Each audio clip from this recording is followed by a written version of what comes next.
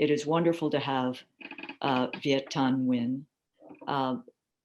And I don't think he needs it. Well, a Vietnamese American writer, professor of English and American Studies and Ethnicity at the University of Southern California. He received a Pulitzer Prize in 2016 for his first novel, The Sympathizer. His published books also include Race and Resistance, Literature and Politics in Asian American, Nothing Ever Dies, Vietnam and the Memory of War, The Refugees, and The Displaced, Refugee Writers on Refugee Lives. His recently released novel, The Committed, is the sequel to his celebrated debut and has been receiving widespread acclaim coast to coast globally. Major literary figure, an advocate for refugees, displaced people around the world, and one of the leading public intellectuals in the literary world. So it is a great honor to have him with us today. Viet, could you talk, we had some interesting chats about a number of things in the so-called green room, but could you talk a little bit about the importance of understanding the history of anti-Asian violence and anti-Asian racism in this country? Well, hi, Katrina. Thanks so much for having me. Thanks to everybody who's joining us today. Anti-Asian violence, is endemic to the United States. I think, obviously now with the kind of spike of anti-Asian violence that we're seeing, it's obviously very deeply disturbing for Asian Americans, but also for many other people who are witnessing these things or reading about them. And it may catch some people by surprise to see this kind of stuff happening. But for a lot of Asian Americans, I think there's a feeling that we've already seen this happen before. There are iconic incidents of anti-Asian violence that mark Asian American history, dating all the way back to the 19th century and the arrival of Chinese immigrants and the kinds of racist and classist violence that was directed at them. I'm coming to you from Los Angeles, for example. And here in 1871, 19 Chinese men and boys were murdered by an armed mob of several hundred. And that was not the only time that happened in the 19th century. And we have to remember that anti-Asian violence in this country has been systemic. It's not just been directed at individuals. So we think about things like the incarceration of Japanese Americans. That was an act of anti-Asian violence. We think about the murder of six Sikh Americans in 2012 at a Gurdwara in Oak Creek, Wisconsin, which foreshadows the killing of 4 Sikh Americans just a week or 2 weeks ago at the FedEx plant. And there have been specific incidents of anti-Asian violence that have been seared in the Asian American memory. Things like the murder of Vincent Chin in 1982 in Detroit by 2 Detroit auto workers who mistook a Chinese American for a Japanese person and were taking out their frustration and their rage at Japanese economic competition on this person. So now in this era of COVID-19, the part of the American imagination has been stimulated in the wrong way by people saying that COVID-19 is the China virus and the Kung flu, which reawakens this deep well of both anti-Asian feeling and xenophobia and feelings that are very specifically directed at the Chinese.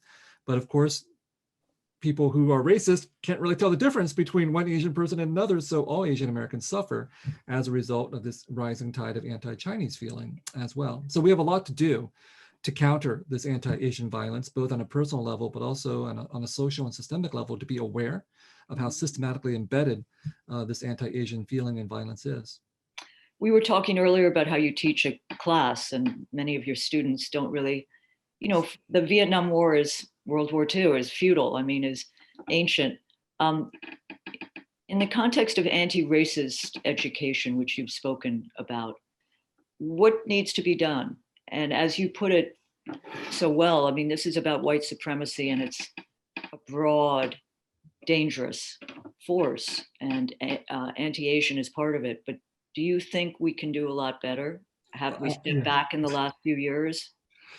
Absolutely, which is makes me a little bit pessimistic in some ways, because at Berkeley I was an ethnic studies major. I was an English major because I loved literature and the Western canon and all that, and I was an ethnic studies major because I really believe that we also need to talk about all the things that are not canonical, which means things like colonization and racism and white supremacy and genocide and all these things that are fundamental to American society and to Western society. These things are not incidental. So I think our challenge is that for a lot of people, the instinctive reaction when we see things like the murder of Black people on the streets or anti-Asian violence is to resort to this sort of reflexive mythology of the United States and say, we're a great country, we're the greatest country in the world, we have American exceptionalism, we just need to fine tune the system. Yeah.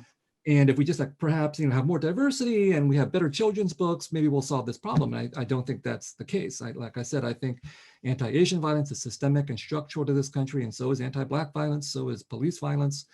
And at the level of education, we at least need systemic education to address these kinds of issues. And I think that this country does not actually have that in place in most places in this country.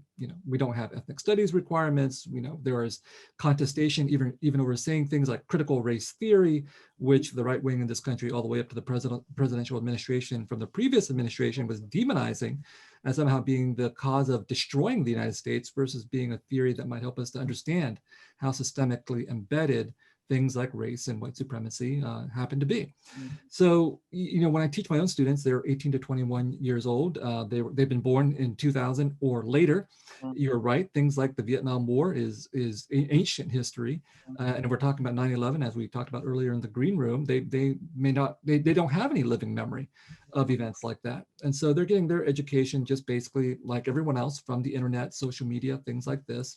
So things that your generation and my generation, if we're different generations, that we think can be taken for granted when it comes to history. For example, with the Vietnam War, that everybody knows certain things about the Vietnam War, like just photographic images of Kim Phuc being burned by napalm, or General Nguyen Ngoc Lan shooting Nguyen Van Lam in the head on the streets of Saigon during the Tet Offensive. My students a lot of them do not know these kinds of images. So with every generation, it's on us as the teachers, the educators, the parents, the activists, the concerned citizens to continue the process of education, both institutionally, wherever we happen to be, but also certainly individually, personally, with our own children and grandchildren, and with our social circles as well. Yes, and I think you mentioned the media, not just but the media needs to play a role. You've talked powerfully about, and you referred to it just now in terms of triumphalism, exceptionalism, about how much of US foreign policy during the period of the first Cold War and afterwards has depended on a foreign other, on an other. And then you wrote something very interesting the other day about quote, bipartisan political rhetoric about Asia leads to anti-Asian violence here. Could you say a little more? I mean, we're looking at the beginnings of a real Cold War with China, possibly. And we don't make the link sometimes between what comes home, what goes out. And the idea of the other is so powerful. America has needed another for many, many years, and here we are. And that's absolutely right. And I think that the process of demonizing others overseas in other countries is completely tied to the demonization of people domestically, which is why, for example, when a war that we're engaged with overseas, or even things that we don't call wars, but just quote unquote conflicts, they inevitably rebound on people within this country that are assumed to appear like or look like those people that we're targeting overseas, which is why after 9/11, of course, people who looked Muslim, who looked brown, who looked like they were somehow associated with the Middle East themselves became targets of racist violence in the United States. And when we talk about anti-Asian violence in general, I think one of the things that we have to acknowledge is that the greatest acts of anti-Asian violence that this country has committed have been through wars. I mean, here domestically in the United States, certainly individuals get singled out, groups get singled out. But when we're talking about wars in Asia, beginning with the Philippine-American War, going through Korea, Japan, Vietnam, Laos, Cambodia, and so on, we're talking about millions of people who have died in wars that the United States has instigated, helped to promote, and carried out in these countries using all kinds of weapons, from carpet bombing to now so-called precision drone strikes and the like. And so when we send American soldiers overseas, these American soldiers are being exposed to these populations, bringing with them already existing racial and racist attitudes, and then bringing them back again to the United States.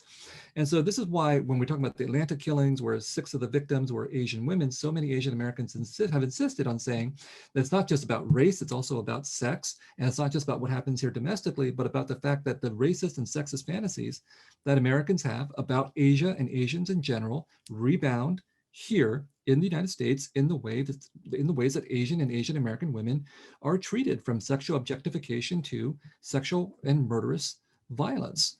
And so, that's why it's not enough simply to say we need more diversity, we need more faces, we need to fine tune the representational mechanisms of this country if we don't understand that the things like, targeting China, targeting Asian countries is a part of our military industrial complex. So the last thing I'll say about this is that, I do think that even with a Democratic administration in place under Obama and now Biden, who are obviously, at least verbally committed to anti-racism and multiculturalism, if we as a country still insist on saying China is the number one enemy geopolitically, economically, militarily, and so on, it's going to have consequences for Chinese Americans and anybody who looks Chinese or East Asian, because I think it's impossible to use this kind of rhetoric considering our racist history as a country without having racist consequences domestically.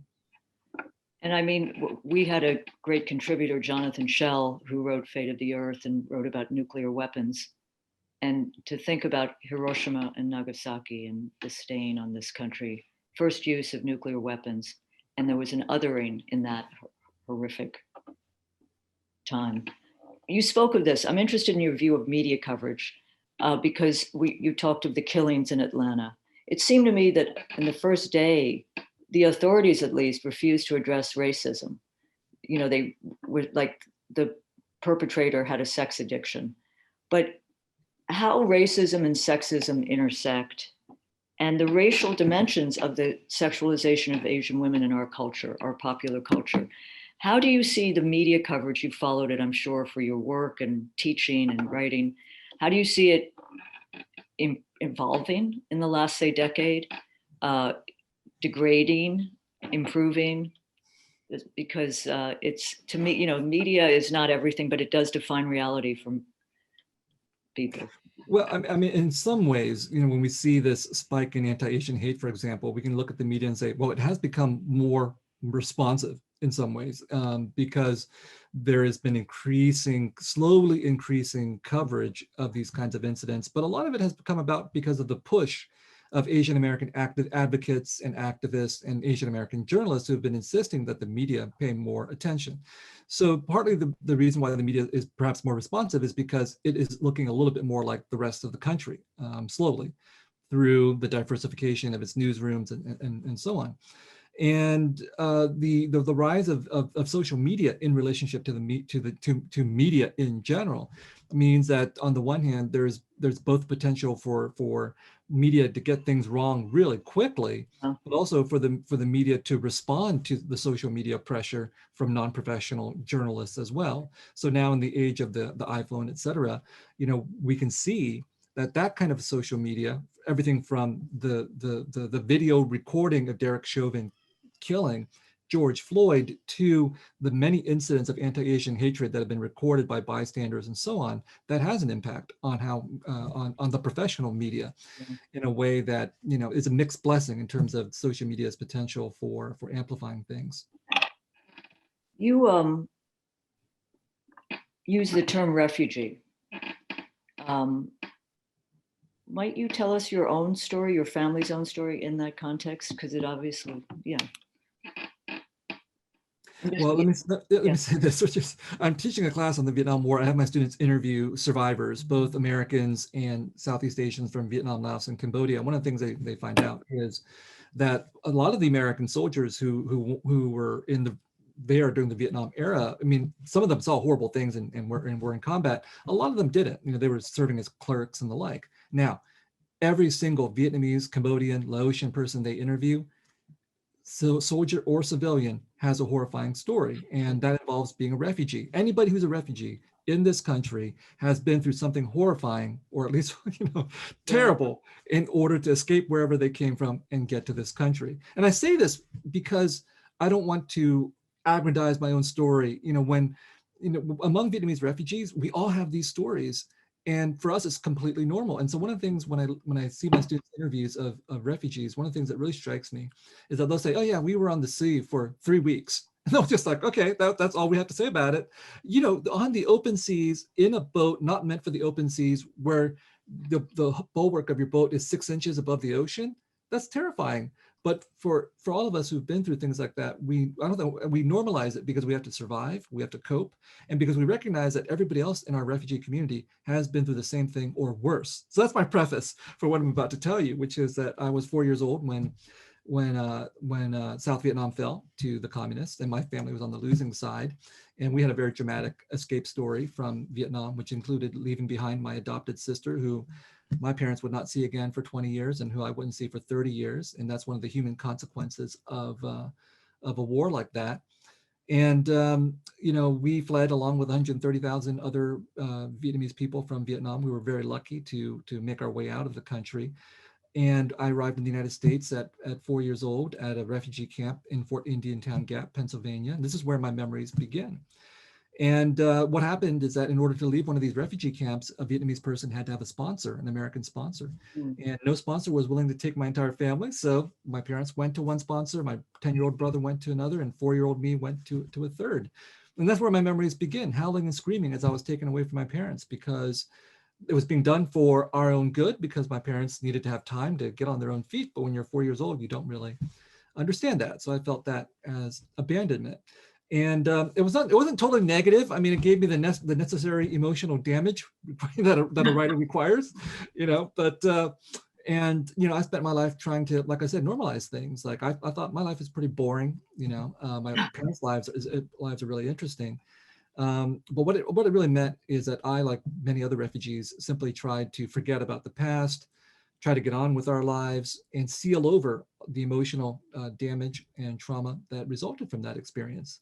Which is why I know, because I was only away from my parents for a few months, even though it felt like years to a 4-year-old, which is why I know that when we have people coming in at our southern border and families are being divided much more traumatically, and children are being lost, and separations are going on for many, many months and years, that these children and their parents are going to be forever scarred by this experience. And, I became a father, and I was able to see this experience finally through my parents' eyes and not my own. And to understand that for my parents, having their children taken away from them, even for good reasons, must have been really devastating as well, because I just couldn't bear the thought of being separated from my own children. So my heart goes out to anybody who's separated from their family for good or for bad reasons. We as a country obviously should not be doing that. And the Biden administration got, we need to put as much pressure on the Biden administration as we did on the Trump administration to end these policies, end these family separations, and also to let more refugees into this country. So the last thing is that it's just shocking to me that the Biden administration has not followed through on its promise to restore, Obama level eras of refugee admissions to this country. Thank you for sharing that. Viet, you regrouped with your family, your parents, a few months later. Well, I did. My 10-year-old brother didn't come home for 2 years. And that, he likes to say, is how we know Mom and Dad love you more. So each of us bear our own particular burdens and experiences. But, and it's okay. I mean, 7 years, like 7 years after coming to this country with no English, my brother graduated as valedictorian of his high school, went to Harvard. So the all-American success story, right? We talk about that, my brother and I. In fact, I think we together are going to talk to the American Association of Retired Persons next week, which is really kind of depressing because I think I'm qualified for AARP. No. AARP is a vibrant, wonderful, huge group. It has so much power in this country. I'm shocked at 50 I qualify for AARP. Yeah, but they have people like George Clooney on the cover as well. You suggest that the experience you just described helped make you a writer. There are many things that make. I wondered also some of the Asian American writers, but other writers who have influenced you. I think you were a student of the great Chinese American writer Maxine Hong Kingston. Well, yes, I was. And I was 19 years old at Berkeley, and I got into her creative writing seminar, nonfiction seminar, which I didn't realize was such a huge privilege at the time. I mean, classes at Berkeley, small classes were considered to be like 100 students. And here was 14 students in a seminar room with a writer like Maxine, who had, won all kinds of awards for The Woman Warrior and Chinamen at that time. And I was like, oh, whatever, and I went in there. I thought, Woman Warrior, we read Chinamen in her class. I'd read The Woman Warrior elsewhere, and I thought, these books are really boring. And I went into her class, and I fell asleep every single day. in a 14-person class. So Maxine has been very kind, and I said, I don't remember that you fell asleep in my class every single day, but I have a letter from Maxine Hong Kingston. She wrote everybody a letter at the end of the seminar, and I have a letter where she says, hey, I noticed that you've been falling asleep every single day in my seminar. You should make use of Cal's excellent counseling services because you seem really alienated. And of course, my response at the time was, I'm not alienated, I'm just tired. And in fact, I think she understood what was happening with me, which was that I was writing about stuff in her seminar that was so difficult for me. Number one, that I tried to write about it, but number two, that I immediately forgot that I wrote about it. I mean, literally, I went back to the archives, I found her letter to me, and then I found what I had written in that seminar, which was about, my mother and the traumatic effects of war and mental illness and everything. And I forgot that, or I repressed that I wrote about that. And just as I repressed for a long time, being 4 years old and taken away from my parents. So, I mean, the point here is that, individuals repress memories all the time when they're difficult, and the challenge for writers is that our emotions are our major source for our writing. And, we can't feel everything that our characters go through. We create characters, but we have to put our own emotions into our characters. And the only way to do that is to go inside of ourselves and uncover these things that we've repressed. And I think, the larger takeaway from that, when we talk about what Maxine writes about in terms of Chinese American history and what happened to Chinese Americans, and when I talk about the Vietnam War, what we're saying is not only that we as writers need to uncover these histories and these emotions, but the country as a whole needs to do the same thing, because countries, just like individuals, repress the things that are difficult and that are contradictory to their own self-image. Yeah. And we're all obligated to be aware of when that happens and how we have to try to make our nation confront what it doesn't want to remember. I think a Dutch historian once said that memory is to a person what history is to a country. And there's something in that. But thank you for this really powerful conversation. There are many questions. So I'm going to turn this over to Erin O'Meara, the nation's president. And thank you so much, Viet, for spending time with us and talking about the full range of literature, politics experience. And I know the questions will be very engaged. Thank you. Thanks, Katrina. Thank you, Katrina. I just want to let you know that we have people tuning in from all over the United States. We've got California, Alaska, Washington, Michigan, Florida, New Hampshire, Mississippi. So thank you. And I think this might be a first for the nation. We have an 11th grade English class from Mercerburg Academy in Pennsylvania. Awesome. So, yeah. In Pennsylvania, right, where I first landed in the United States. Awesome. Terrific. And I want to start with a question from Dave Zirin. Dave is the nation's own incredible sports writer, covers sports for us. And for everybody, he's talking next Wednesday, if you'd like to join us. And he asks, what have you learned about the state of Asian American and anti-Asian racism from the response to your book, The Sympathizer? Well, hi, Dave. Thanks for joining. Well, like I said, I think I knew instinctively when I wrote The Sympathizer that one of the things I said here today, which is that you cannot separate what happens overseas from what happens domestically in the United States. I mean, that was the claim of Martin Luther King Jr.'s speech beyond Vietnam, that anti-Black violence and anti-Black racism in the United States works completely hand in hand with sending Black men overseas to fight a racist war in Vietnam against Asians. And so The Sympathizer was my attempt to try to realize that kind of argument, focus specifically on Asians and Asian Americans. That the narrator of The Sympathizer recognizes that what the war in Vietnam is at least in one dimension an act of anti-Asian violence of American soldiers killing wantonly and indiscriminately all these Asians, and helping to instigate a war where Vietnamese people were killing other Vietnamese people. And then coming to the United States as a refugee, the narrator of The Sympathizer recognizes as well that he's experiencing anti-Asian feeling here in the U.S. and that it's systemic. It's connected to the war machine as well.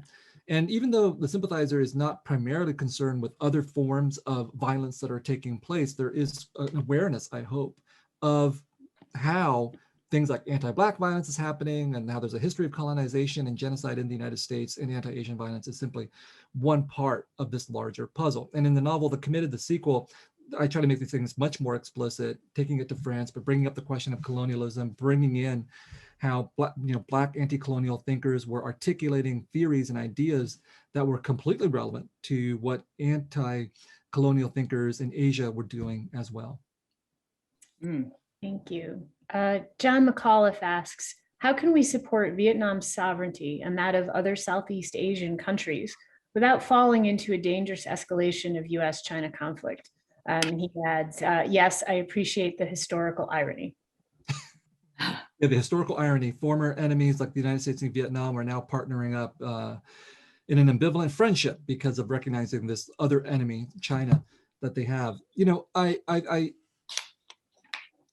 I hesitate to talk about state politics, you know, because every state does terrible things. So it's kind of difficult to you know, one of the tricky things about this situation is to, you know, not to fall into, you know, supporting one country at the expense of another. Like, for example, you know, with China, I mean, there's very legitimate reason to criticize China for things that it's doing, like genocide against Uyghurs, or oppression in Hong Kong, or its threatening stance against Taiwan, or its colonization, you know, hostile takeover of Tibet. We need to do those kinds of things. We need to articulate those kinds of things. But the tricky thing is to be able to separate that from then falling back on the opposite, which is to support, you know, an anti-China policy by the United States or by an anti-China policy by Vietnam. So I think that it is crucial to say that, you know, nation states should follow the rule of law, China should respect its neighbors and all that kind of thing. And at the same time, that we say that, we also have to say all these other countries, like Vietnam, for example, also needs to do things like address its own limitations and its own human rights abuses and its own restrictions on freedom. So that should be our primary focus. You know, our primary focus should be on the principles of what we believe in, which is to say, you know, the respect for human dignity above all, much more important than the question of national sovereignties, because once you get into national sovereignties, it's tempting to then take up one country's flag over another country's flag. And when you do that, you tend to forget what this other country is doing. So the last thing I'll say here is that I think a lot of, you know, well-meaning Americans, when it comes to the Vietnam War, have said, hey, look, you know, we didn't know what we were getting involved here with here as Americans, because we didn't know that the Vietnamese had been colonized for 1,000 years by the Chinese, and they had fought off the Chinese. That is true. And the Vietnamese will say that all the time. But the Vietnamese will hardly ever say that they themselves colonized a lot of other people in the establishment of modern Vietnam. So after 1,000 years of Chinese colonization, fighting that off, that's a bad thing. The Vietnamese then went on to conquer the Cham and the Cambodians. South Vietnam is mostly appropriated land from Cambodia, you know? So that's part of that complicated history that we have to be aware of, that we cannot be just allow ourselves to be seduced by the question of national sovereignty, because everything that the United States is guilty of in terms of a forgetful memory of their own past and their own contradictions, places like Vietnam are guilty of as well. Thank you. We have two questions from two different people that bring the focus back home. Anne Martin asks, or says, the Asian communities are big in Seattle. How can we as non-Asians support the Asian communities in this area? And Karen asks, how do we remove the idea of other, whether that group is of another color, religion, sex, etc.? Wow, ask me easy questions. Okay. I'm not from Seattle, so I can't tell you exactly what organizations are active in Seattle, but I can tell you that I'm sure there are Asian American organizations that are active in Seattle. So just do your Google research. I was prepared to talk about national organizations that you can turn to, and through the national organizations, you can probably get local contacts. But I was thinking, you know, on the national level, there are organizations that are doing really important work that you can donate to or look for resources. So that would be ALDEF.org, Asian American Legal Defense and Education Fund, which has been around for a long time. Very professional, very well established, leading civil rights organization. Red Canary Song, which is an organization devoted to migrant workers and sex workers. And so they have a lot to say about what happened in the Atlanta shootings. That's, I believe, redcanarysong.net. And then StopAAPIHate.org, which is a clearinghouse for information about racist incidents of violence. You can donate to them to do that kind of crucial database collective information, because it's through them that we know, as of like a month or 2 months ago, that there were almost 4,000 incidents of documented anti-Asian violence that had taken place over the last few months. So we need that kind of data collection happening. So Seattle, you won't have a problem finding, I believe, local Asian American and ethnically specific organizations working there. The other question: how do we stop othering people? It's just a small question. Yeah, I don't think we can do that. I think that is a part of human psychology, human culture, to have binaries, to have opposites, to have others to define ourselves against, right? And in some ways, it's not necessarily inevitably a bad thing that we as human beings need certain kinds of boundaries or oppositions to define ourselves. But when that turns into hatred, violence, and exploitation, that is something we can do something about. And, I think there are a variety of causes for that. And so there's no one simple answer. On the one hand, one of the reasons why we create others is to deflect frustrations and to have scapegoats. And when things are going bad in our society, whatever that happens to be, then we amplify that othering process. So one way to not have the amplification for othering is to make sure that our own society, whatever that is functioning properly.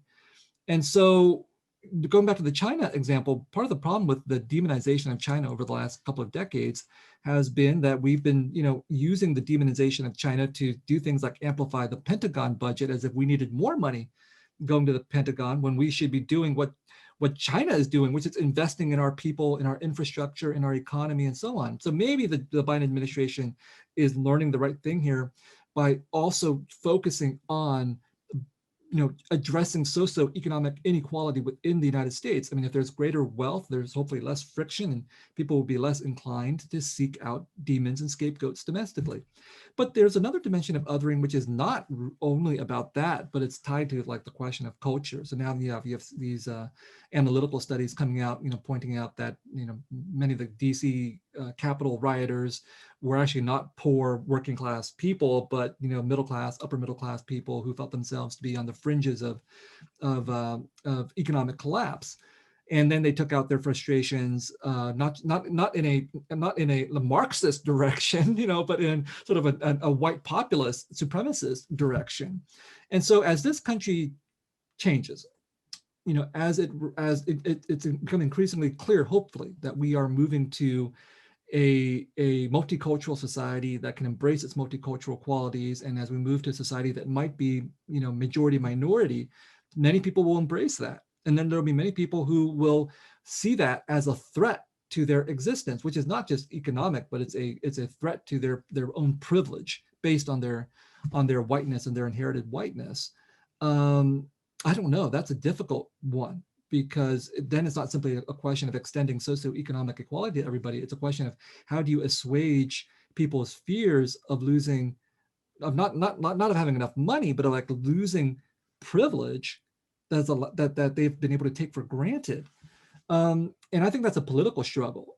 And I think that part of how that happens is through things like, elected politicians and legal acts and things like that, and through education and through cultural struggles at the level of movies and TV. All these things have to happen. And then what we have to recognize is that generational change has to take place. That this generation of angry, white people who are not willing to give up their white privilege, we may not be able to persuade them. We have to persuade, the next generation. And that's partly what politics is about. Politics is not about changing everybody's minds. It's about changing enough people's minds so that the next generation can see something different. Thank you. Two more questions. James Gustin asks, what other authors were a significant influence? And Laura Jeffries asks a related question. In terms of expanding our students' understanding of the American War in Vietnam and the Vietnamese Civil War era, what Vietnamese writers would you recommend?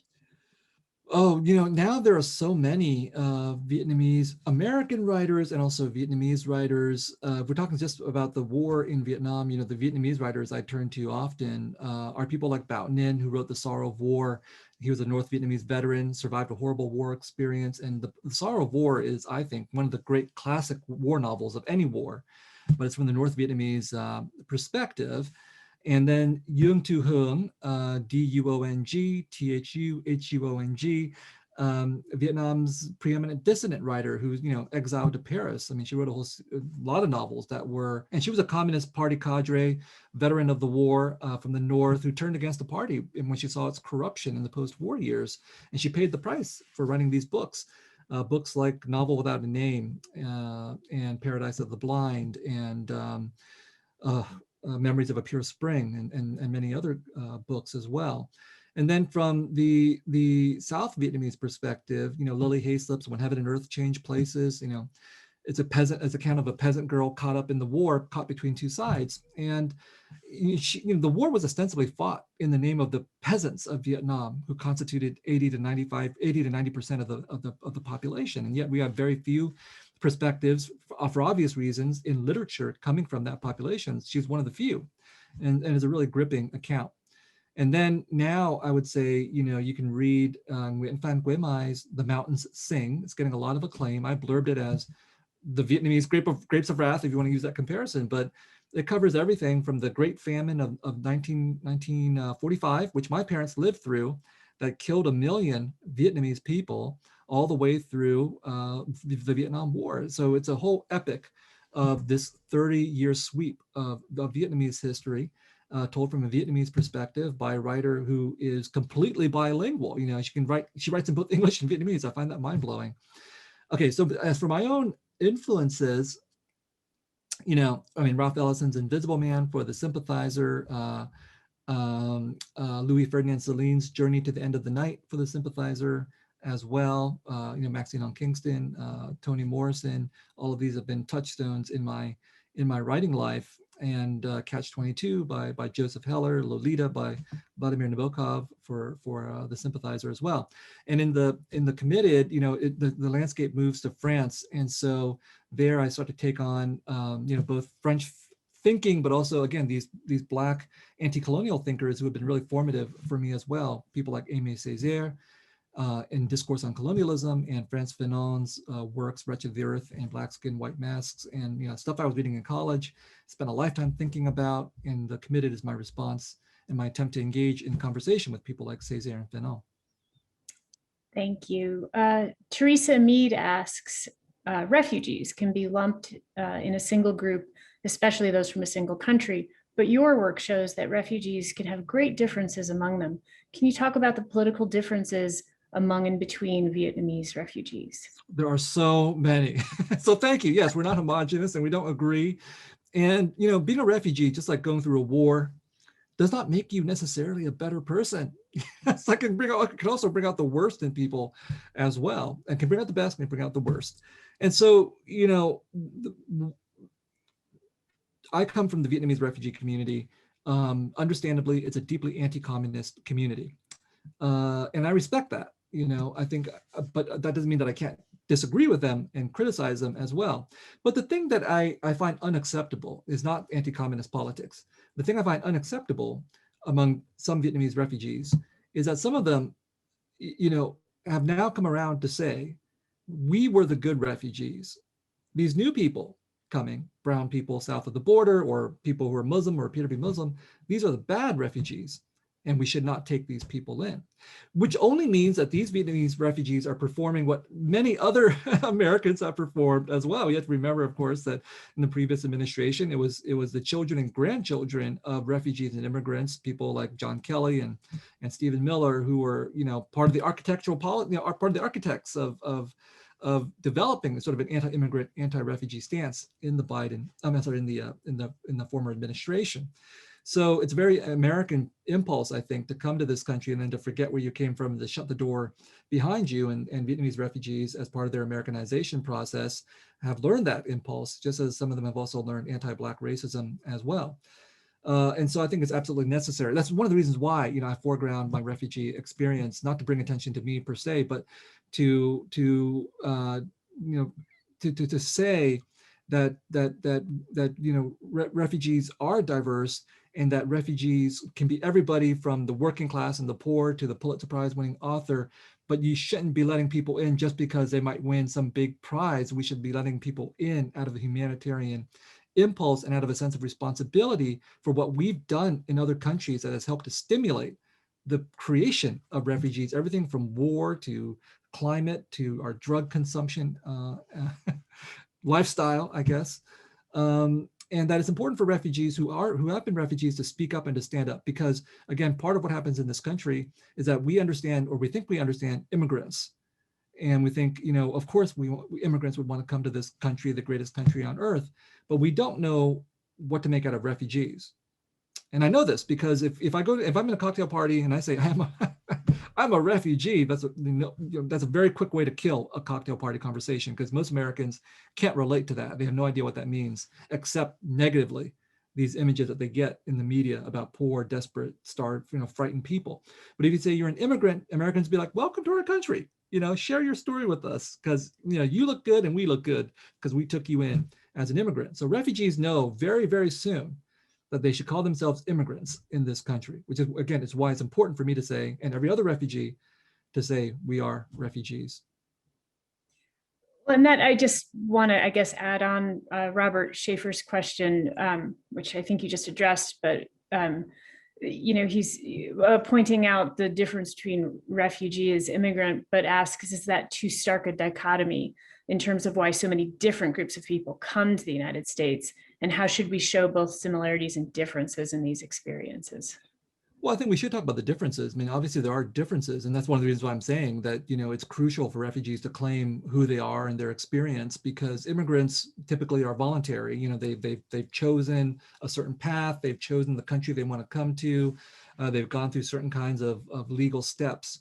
Refugees are forced by circumstances to flee for any number of circumstances, and oftentimes they don't necessarily choose where they want to go. They're just, by desperation, forced into a certain kind of situation. And so this is a very crucial distinction. And also what we have to recognize is that there's all kinds of legal distinctions that are at play here, which become very important. So if you go to the UNHCR, United Nations High Commission on Refugees website, it'll tell you there's a counter of how many tens of millions of people fall into these classifications. And so, every time I check in, it's grown by millions of people, literally. So I think when I started checking in 2015, 2016, it was about 66 million people are displaced. Now something like 79 million people are displaced. But under that categorization, not everyone's a refugee. So I think it's something like 25 million people are officially classified as refugees. Then you have stateless, asylum seekers, and so on. So the legal and political classifications are very important, because if someone is classified as a refugee, they're entitled to a certain kind of attention from the countries that they're coming to. Which is why for the United States, I think there's a vested interest in not calling people refugees. So people coming from south of our border, for example, they're called illegal aliens or undocumented migrants. They're not called refugees. But why not? If you've been forcibly displaced by war, by anything from drug war to gang war to military war, if you've been displaced by a climate catastrophe, why aren't you considered a refugee? We do have to pay attention to distinctions, but then we also have to pay attention to how these distinctions at the legal and political level can be used to obfuscate and to both stimulate certain kinds of policies, but also deter other kinds of policies as well.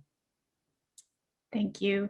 Viet Nguyen asks, or says, thank you for this wonderful conversation. How do you think Asian American communities and other communities can move beyond representation to deeper interrogations of colonialism, imperialism, and deeper notions of solidarity? I feel a bit cynical about the tendency to ask for more diversity and inclusion in the US and inside elite American institutions, which to me can leave the idea of American superiority intact. Well, I think one very important step is terminology, like I just mentioned, in the context of refugees and immigrants. And I think that the terminology is actually kind of critical, because as the question pointed out, right now it's sort of acceptable in liberal circles to say diversity, equity, and inclusion. In fact, you have to say it. It's like a reflexive stance. Like, of course, yes, our institution stands for diversity, equity, and inclusion. And if we don't, we're going to hire the DEI consultant to come in and give us a workshop. Yes, all that stuff is important, obviously. But to say words like imperialism, colonization, genocide, slavery, to say these kinds of things and to say that they're still happening now is really crucial, because it changes, again, it changes the nature of the conversation. Like, again, the cocktail party example, refugee versus immigrant, here, the cocktail party conversation, you can say DEI, everything's cool, but if you say we're a nation built on genocide and colonization, and hey, we're still colonizing people today, if you ask indigenous populations in this country, and anti-Black violence is not simply, an accident in this country, but is an outcome of the slavery that helped to build this country. And we're still living in a country defined by slavery and its legacy. That's a very different conversation that you're going to have as a result of that. So I think those of us who believe that this is actually the right diagnosis need to insist on that terminology when we have the chance to speak. So specifically for Asian Americans, I'll give you an example of this, which is that now the preferred terminology that we are using, not we, but collectively are using, is AAPI, Asian American Pacific Islander. And it's become a reflex, like DEI is as well, on the diversity, equity, and inclusion front. So maybe we all feel better if we say AAPI and we feel like, oh, now we're including everybody, this massive population, everybody who's Asian American and everybody who's Pacific Islander. And it fits perfectly well with the rhetoric of diversity, equity, and inclusion. And it's a problem. It's a problem when you have the rhetoric and you don't actually have the practice and you don't have the analysis of why you have this rhetoric in the first place. And the reason I say that is because AAPI is actually not inclusive. I mean, it's rhetorically inclusive, but a lot of groups and organizations that say AAPI don't actually include any Pacific Islanders, for example. So what does it mean to claim Pacific Islander in your name or in your activity, but when you actually don't acknowledge or include actual Pacific Islanders or books, even things like that? And furthermore, when we talk about anti-Asian violence, a lot of the rhetoric today is saying, for Asian Americans, is to say, we're Americans, we belong here, we've been here for centuries, you're not going to get rid of us. That's great in the rhetoric of American exceptionalism and inclusion and diversity. I think Native peoples might hear that a little bit differently in terms of claiming a country. That when you claim a country, you are claiming the act of colonization that built the United States. And so going back to the AAPI problem, or not problem, but example, when you say AAPI and you say Pacific Islander, what you're gesturing at is a history of colonization. The reason why we have Pacific Islanders as a part of the United States is because the United States conquered those Pacific Islands, right? And unless we talk about that, it's meaningless. So for AAPIs, Asian Americans who claim the AAPI label, to say that label and to be more than just using it as rhetorical window dressing for inclusion, they have to bring up the question of colonization and their own complicity in that, or the way in which Asian Americans can be beneficiaries of a history of colonization and conquest that is a part of the United States, and how a rhetorical term like AAPI, which is seemingly inclusive, can serve as an alibi and a cover for colonization. Thank you. Peter asks, what do you think is the most important thing that most Americans don't know about the Vietnam War? Oh, that it was a war that actually took place in Cambodia and Laos as well. So, the Vietnam War as a term is obviously problematic for Vietnamese people, because as many Vietnamese people have said, Vietnam is a country and not a war. And when Americans say Vietnam, they typically mean a war, not a country. Right? Vietnam just becomes shorthand, and that's offensive. It's offensive. So that means that a lot of well-meaning Americans who know a little bit about this history then say, okay, the Vietnamese people call it the American War, so we should call it that. Well, true. And so if you go to Vietnam, it is called the American War. But when you say that, it's also problematic, because when Vietnamese people in Vietnam say the American War, what that allows them to do is the complete reverse, and allows them to forget that the war was not only an American war fought in Vietnam, but it was an American war fought in Laos and Cambodia, and it was a Vietnamese war fought in Laos and Cambodia. In other words, the Americans are not the only ones responsible for the devastation in Laos and Cambodia. The Vietnamese, the North Vietnamese, sent their troops and their materiel through Laos and Cambodia, violating the neutrality of these countries to get that weaponry and those troops to South Vietnam. The Vietnamese bear a huge responsibility for what happened in Laos and Cambodia. So for them to call it the American War is a way for them to forget that they did these kinds of things, and that they have a complicated history that in Southeast Asia, that relative to Laos and Cambodia, Vietnam is an imperial power. And again, calling it the American War allows the Vietnamese to claim the mantle of victimization and heroic resistance and revolution, which a lot of liberal Americans are willing to accept, and allows the Vietnamese to erase this history of conquest and imperialism. And so Americans do not know any of this for the most part. And, if they know anything at all, is, they may know that some terrible things happened in Vietnam. They probably don't know exact casualty figures, at least 3 million people dead in Vietnam. But then, of course, in Laos, a very small country, we're talking hundreds of thousands of people who died during the years of the war and its aftermath, including the Hmong, who lost like a quarter of their population. The Hmong who fought with the Americans in the secret war lost a quarter of their population, according to some estimates. That's gigantic. And then Cambodia, hundreds of thousands of people dead during the Vietnam War, the war in Vietnam and Cambodia. And then 1.7 million out of 7 million Cambodians dead during the genocide. That was a direct consequence of the war in Vietnam. Americans don't know any of these things for the most part. Gia asks, can you tell us your thoughts on the deportation of Southeast Asian refugees and how that's connected to imperialist wars from the 1960s? Well, obviously a lot of people fled from Vietnam, Laos, and Cambodia to the United States as refugees.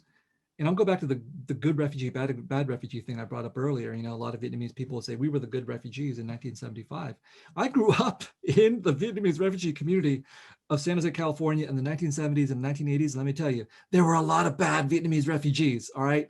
We did a lot of bad things, quote unquote bad things, everything from, minor financial things like cash under the table economies and welfare fraud and things like that, all the way to gang violence and home invasions. So yes, those are bad. If you've ever been subjected to a home invasion, as I have been, it's not a good thing. But, you have to ask, why did people do these kinds of things? Was it because the Vietnamese people are just prone to corruption and violence? Or were some of us, conditioned and damaged by the war in Vietnam to do these kinds of things? Pre-existing corruption and violence due to war was carried over to the United States. So this brings up the question of deportations. People are being deported, Southeast Asians, Vietnamese and Cambodians, because these people did things that they should not have done when they got to the United States, and they served their time, and then they were caught up in the machinery of deportation afterwards, including ICE. And so they went some of them went straight from prison after being released to ICE custody, and then are deported, typically to countries, Vietnam and Cambodia in this case, that they left as infants. And obviously many of them don't speak the language, or certainly not anymore Laotian or Cambodian or Vietnamese. In that sense, they're Americans after having spent decades in this country. And so your stance on deportation depends. And if you're a law and order kind of person, you're like, well, you did a crime and you should pay the penalty for that. But even from that perspective, they already did their time. They did their time. And so why are they being doubly punished through deportation? And that brings up, again, all these other issues around, the identity of this country, who belongs here, and the continuing use of a penal system to continue to carry out policies that disproportionately affect people of color, whether that is like the incarceration of Black and brown people, or in this case, the deportation of Asians who are here as a result of American wars in Asia that damaged those countries and damaged the refugees who came to the United States. So the whole question of whether they should be punished and how they should be punished for the crimes they committed is one issue that's complicated. But the other issue of deportation, I think, raises up this other history. And of course, my stance is we shouldn't be deporting people to countries that they left as infants. It's simply a repetition of an earlier tragic history that brought them here to the United States in the first place. Thank you. We have time for just one more question before we turn it back to Katrina. And our audiences are highly invested and energized, and would happily take words of action or advice. And we also like to end with a little bit of hope. So with all of the intolerance on display and the difficult news and images that people are coping with, do you see anything that gives you hope? I mean, it's been depressing for some of us over the last few years, and I think there's reason for skepticism about the future as well. My hope, I do have hope though, because I think that political struggle always involves low points and high points, and so the low points that we've been through over the last few years, and that would include things like bicker, resentments and misunderstandings and conflicts within the progressive wing of the United States. I think it's also led to, for me anyway, and some of the people that I know, maybe a greater sense of understanding of where we're at. For example, in 2015, I was not, for the most part, when I was going around giving talks and doing interviews, I was not for the most part saying things like colonization is the problem. Now I'm saying colonization is the problem. Like the ratcheting up of political tension and conflict and division in the country is depressing, no doubt. But at the same time, for me at least, it's allowed for a sharper understanding of where these conflicts and divisions come from. And it's lent me a greater sense of conviction in my own understanding of this country and the problems that it faces. And in some ways, saying that the problems that this country faces are due to originary histories of colonization and enslavement and anti-Blackness and in the dispossession of Native peoples and exploitation of Asian labor and these anti-Asian wars happening overseas. To be able to say that, it's depressing, but it's also liberating for me in the sense that it gives me a sense that now I know what it is that I need to do, what I'm up against, and what kinds of solidarities that I need to help build, that we all need to help build. So for example, in this moment of anti-Asian violence, there has been cases of both white people attacking Asians, but also Black people attacking Asians as well. And if you listen to the social media chatter, it goes back, it's deeply fractious, because there are Asian people who are saying, hey, look, why aren't we talking about Black people assaulting us? And then there are Black people who are like, well, Asians have been prejudicial against us for a very long time. And so when you see these kinds of comments, it's depressing. But on the other hand, at the same time, you're seeing, everyday people, but also activists and political leaders and community leaders stepping forth and saying, no, we should be unified. We should be having a Black Asian coalition of solidarity, because anti-Asian violence and anti-Black racism are not separate. They're part of a system. We have to talk about the system that goes back to colonization and white supremacy. And so even though it's a struggle, obviously, to get this message heard and understood by a wide diversity of people, the message is being articulated, it's being said, and people are refining their both their rhetoric and their analysis and their activism as a result of that. So I take great heart in seeing people stepping up, everybody from major figures like Senator Warnock and Reverend William Barber to Rihanna and Kareem Abdul-Jabbar coming out strongly saying anti-Asian hatred is wrong. Black people need to stand with our Asian American community, and vice versa as well, that Asian American activists are also saying the same things. So I take heart from people demonstrating that they understand what's happening. Thank you. And now Katrina. Thank you so much for this riveting, wide-ranging, brilliant talk.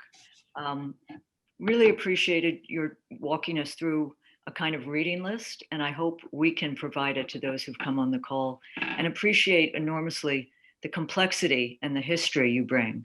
Because we live in this world where, as you all know, social media, there's not a lot of room for complexity, and you've walked us through it today, and walked us through, as you spoke of Reverend Barber, who was on one of our calls months ago, a coalition of solidarity against hate and discrimination and violence. So really enormously grateful. And I hope you have time with the trilogy. I wanted to tell people that your first novel, the Sympathizer, is possibly going to influence our culture history through a multi-part series. But more important, I hope you have a chance to talk widely It was sad the other day, I was on a call with these Gen Zers, and someone said, so many of my generation have learned geography through war. And I think if to stop war, to stop conflict is part of the work we all need to do. But thank you so much for taking time to join us. And ironically or something, on May 26th, Daniel Ellsberg will be joining us to talk about his time as a whistleblower, the Pentagon Papers, his anti-nuclear work today, which I think is so critical. And next week, someone who asked you a question, Viet, Dave Zirin. I don't want to call him our sports correspondent because he does much more than that and brings race and gender and all a sense of the history of this country. So thank you so much for joining us. Really, really appreciated. Thank you, Katrina. Thank you, Aaron. Thank you, the nation and everybody for putting up with me for the last hour. No, it was extraordinary talk.